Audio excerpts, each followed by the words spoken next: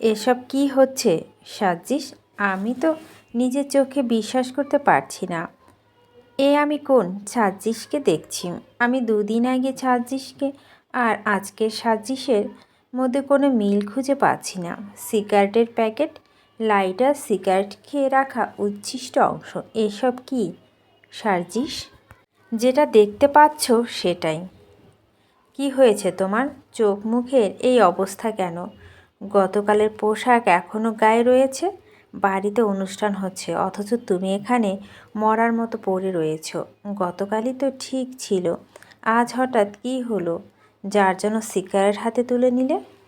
কি হয়েছে তোমার? চুপ করে থেকো না।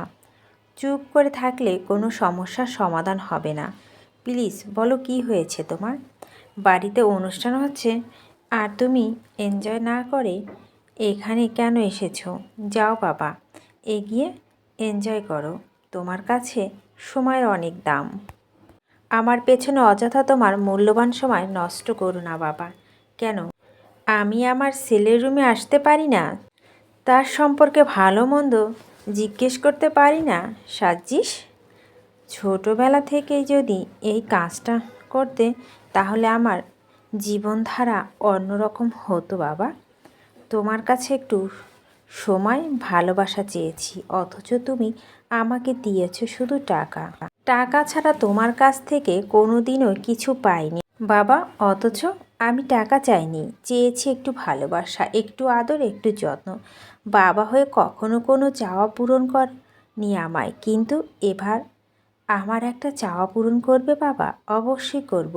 বলো না কি লাগবে তোমার? তুই যা চাস তাই পাবি। তুই শুধু একবার বল তোর কি লাগবে। আমি দেশে থাকবো না বাবা। আমি যত দূরত্ব সম্ভব ক্যানাডা খালামণির কাছে চলে যেতে চাই বাবা। তুমি মতো দূরত্ব সম্ভব আমার যাওয়ার ব্যবস্থা করে দাও প্লিজ বাবা, প্লিজ। আমি তোমার কাছে হাত জোর করছি। সাজিসের কথা শুনে হতবাক হয়ে গেল ফারুক মির্জা। তিনি স্পষ্ট বুঝতে পারছেন তার ছেলের উপর দিয়ে বড় কোনো ঝড় বয়ে গেছে। সেই ঝড় তার ছেলেটা দুমড়ে মুচড়ে শেষ হয়ে গিয়েছে। ছেলের এমন অসহায়ত্ব মেনে নিতে পারছে না ফারুক মির্জা। তিনি সাজিসকে আঁকড়ে ধরে বলো, তোর কি হয়েছে বাবা? বল না আমাকে। বাবাকে বলবি না কি হয়েছে? কেন যাবো এসব? প্লিজ জানতে চেও না বাবা। এতদিন যখন আমার কথা শোনা মাত্রই কোনো সময় তোমার হয়নি, তখন আজকেও তোমার সময় হবে না। তোমাকে যেটা বলছি তুমি সেটা করো বাবা। একজন বাবা হিসাবে ছেলে অন্তত একটা চাওয়া পূরণ করো। ঠিক আছে, আমি অতি দ্রুত তোর কানাডা যাওয়ার ব্যবস্থা করে দিচ্ছি। কিন্তু হুট করে তুই কানাডা যাবি কেন? তুই তো তোর দেশের মানুষের সেবা করতে চেয়েছিলি, এখন আবার মাথায় কানাডার ভূত চেপে বসলো কেন? সব কেনর উত্তর হয় না বাবা। ঠিক আছে, তুই যা চাস তাই হবে। ফারুক মির্জা সাজিসের রুম থেকে বেরিয়ে যায়। তিনি যেতেই সাজিস দু ঠোঁটের মাঝখানে সিগারেট চেপে ধরে লাইটার জ্বালিয়ে আগুন ধরিয়ে দেয়। একটা সিগারেট শেষ করে আর একটা সিগারেট ধরাতে গেলেই সাইফান আসে। সাইফানের শ্বাস দেখে সাজিসের যেন বুকে ব্যথাটা আরও বেড়ে যায়।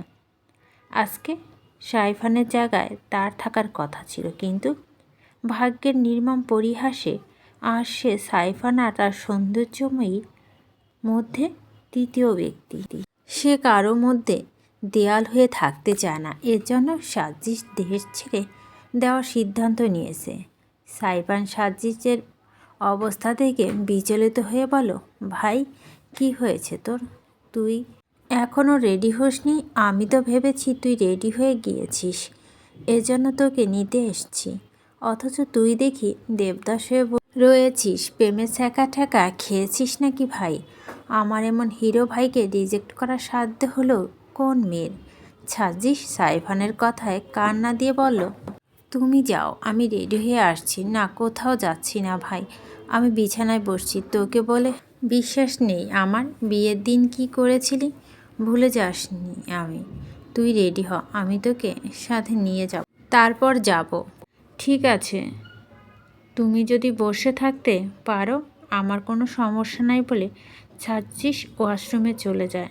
প্রায় 10 মিনিট পর সাজিস শাওয়ার নিয়ে ওয়াশরুম থেকে বেরিয়ে দেখে শারফান সত্যি বসে রয়েছে।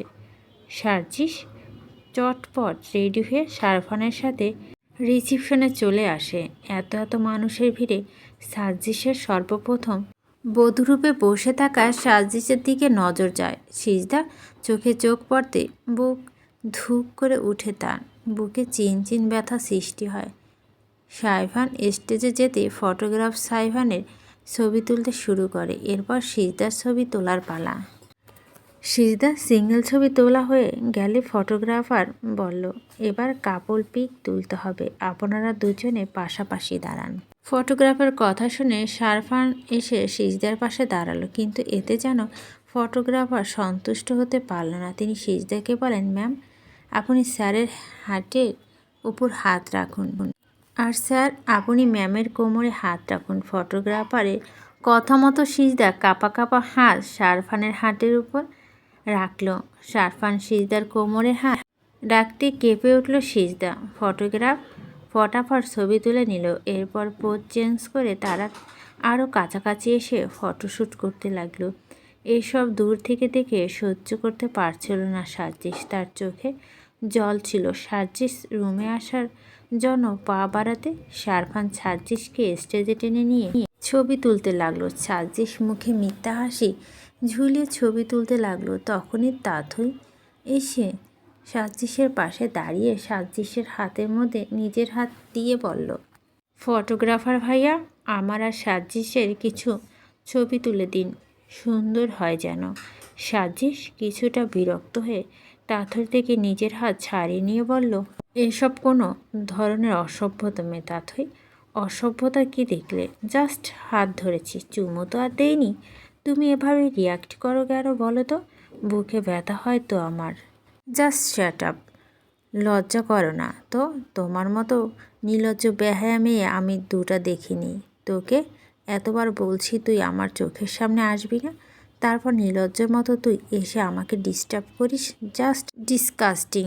এখন যা, খুশি বলে নাও।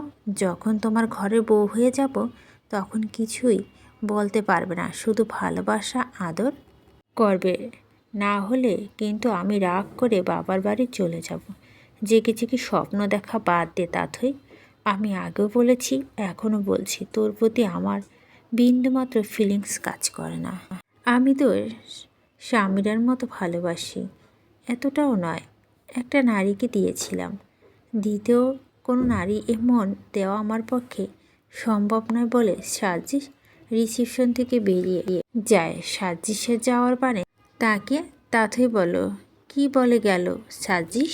দ্বিতীয় নারী মানে সার্জিসের জীবনে কেউ এসেছিল? কিন্তু কে এসেছে? কি এমন রূপবতী মেয়ে যে সার্জিসের মতো একটা অ্যাটম বোমাকে ছ্যাঁকা দিয়ে ব্যাকা করে দিল? ফটোশ্যুট চলছে তো চলছে, সিজদা বিরক্ত লাগছে, কিন্তু মুখ ফুটে কিছু বলতে পারছে না। সিজদা বারবার প্রবেশদ্বার দেখছে আর মামা মামি এসছে কিনা। সিজদার মন খারাপ করে এদিক ওদিক তাকাতে দেখে তার মামা মামি, ঐশ্বর্য, সালেহা খালা সবাই এসেছে। সবাইকে দেখে যেন কলিজা ঠান্ডা হয়ে যায় সিজদার। এতক্ষণে সিজদা স্বস্তির নিঃশ্বাস ফেলে। সালেহা খালা দৌড়ে ছুটে এসে সিজদাকে জড়িয়ে ধরে সিজদার কপালে চুমু খেয়ে বলো, কেমন আছিস মা? খুব ভালো আছি খালা, তুমি কেমন আছো? বিয়ার পর আমি পর হয়ে গেছি তাই না খালা? একটুও খোঁজ নিলা না আমার? সব কুটুম চলে আসছে অথচ তোমাগো কোনো খোঁজ নাই। আমার এত তাড়াতাড়ি পর কইরা দিলা খালা? পাগলি মাইয়ার কথা শোনো দেখি, তোমাগো আইতে এত দেরি হইল কেন খালা? আমি সকাল থেকে তোমাগো লইগা পথ চাইয়া বইয়া রইছি, বারবার দেখতাছি তোমরা আইছো কিনা। তার কইস না মা, বাড়িতে যে নাটক চলতাছিল, ছোট ম্যাম বাড়িতে আইসা বাড়ির মাথায় তুইলা লইছিল। মাইয়াটা একদম উচ্ছে চইলে গেছে, কোনো আকাম কুকাম কইরা গা ঢাকা দিয়েছিল তা ঠিক নাই। এইসব কথা বাদ দাও খালা, তুমি কেমন আছো আগে কও খালা। গতকাইলি থাইকা ভালো ছিলাম না, শরীরটা বড্ড। ওই বাড়িতে থাকলেও মনটা তোর কাছে পইরা ছিল। ইচ্ছে করছিল তোর কাছে ছুটে চলে আসি। অহন তোরে দহনের পর থেইকা ভালো হইয়া গেছে। মনে হচ্ছে কত বছর পর তোর মুখখানা দেখতাছি। তোরে যে চেনা যাইতেছে না, এককারা রানীর মতো লাগতাছে। এত বড় বাড়ি, এত দামি গহনা, এত দামি পোশাক দেখে আমার চোখ ভরে গেছে রে মা। বাড়ির সবাই কেমন আচরণ করছে তোর সাথে? গালমন্দ করছে নাকি আবার? না খালা, এই বাড়ির সবাই অনেক ভালা।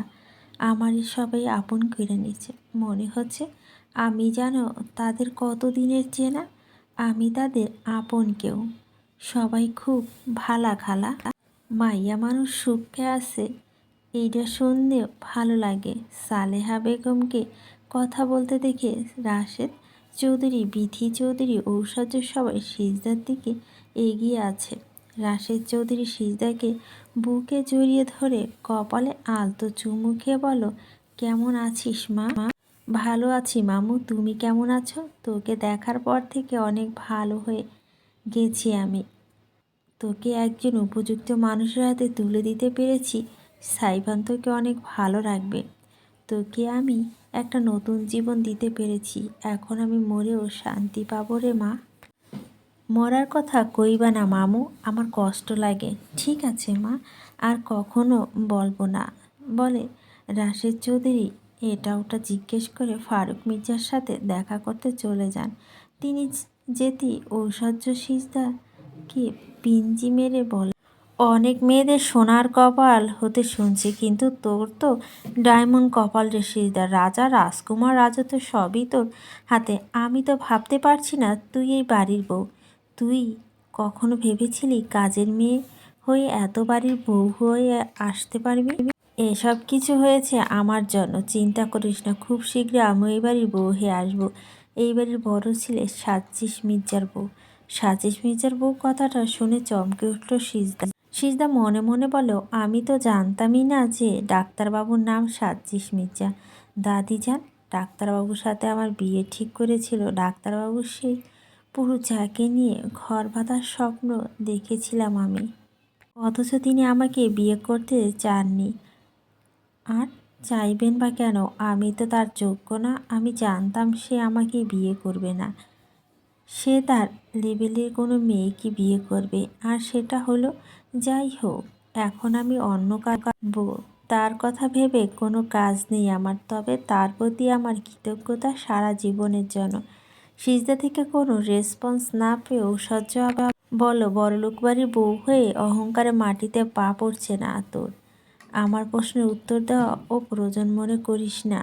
আমি সাজিসের বউ হয়ে এই বাড়িতে আসা মাত্র তোর সব অহংকার ফানুস হয়ে যাবে।